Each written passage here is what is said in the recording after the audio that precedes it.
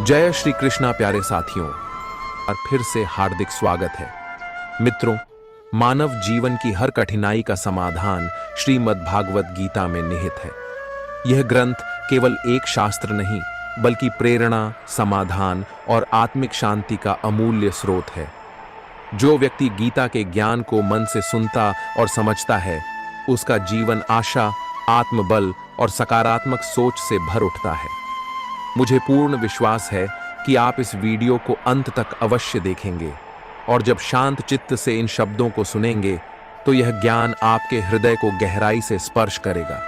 मैं निश्चित रूप से कह सकता हूं कि जो भी श्रीमद् भागवत गीता को श्रद्धा से पढ़ेगा और उसके सार को अपने जीवन में उतारेगा, उसे न केवल समाधान मिलेगा, बल्कि जीवन में सुख, संतोष और सफलता भी प्राप्त होगी। इसलिए आपको प्रतिदिन सुबह उठकर और रात को सोने से पहले गीता सार अवश्य पढ़ना चाहिए।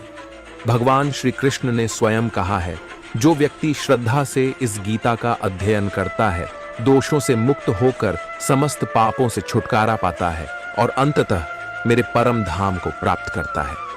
मित्रों, जिस घर में प्रतिदिन गीता का पाठ होता है, वहां संकट टिक नहीं सकता। ऐसे घर पर श्री कृष्ण की कृपा सदैव बनी रहती है और जीवन में सुख, समृद्धि, शांति व आनंद हमेशा बना रहता है।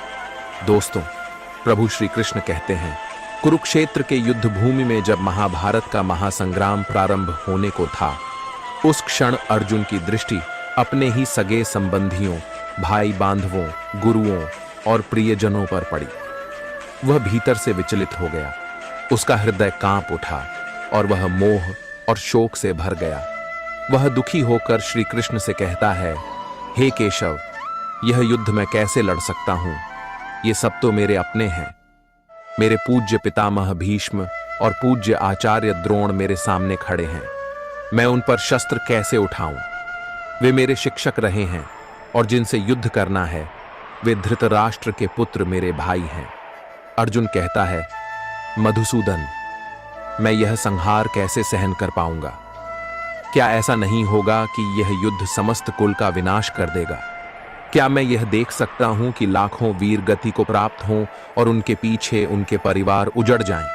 मेरे मन में ग्लानि है, मैं हिम्मत खो रहा हूं, मेरे शरीर में कंपन हो रहा है, गांडीव मेरे हाथ से खिसक रहा है, सिर भारी हो गया है, मन भ्रम में डूब गया है। हे कृष्ण, मैं पूर्णतः किंकर्तव्य विमूढ़ हूं, मुझे मार्ग दिखाओ।